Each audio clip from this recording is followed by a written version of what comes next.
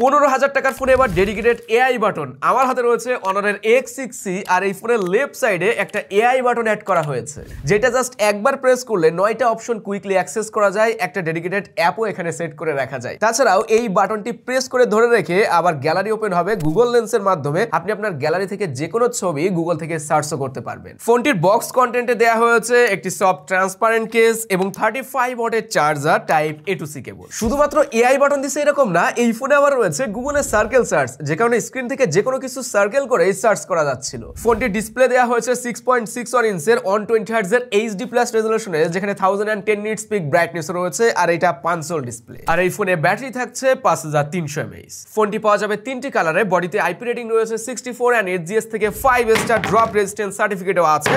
তার মানে 1.5 metre distance থেকে এই ফোনটি পড়লে বলা হচ্ছে তেমন কোনো সমস্যা হওয়ার সম্ভাবনা খুবই কম। 6128GB ফোনটিতে SoC রয়েছে Helio G81 Ultra আর এটার অফিসিয়াল দাম রাখা হয়েছে 15,000 টাকা। তবে ভালো মন্দ মিলিয়ে অনারের X6C এই ফোনটি আসলেই কেমন জানতে হলে দেখতে হবে আমাদের ফুল রিভিউ।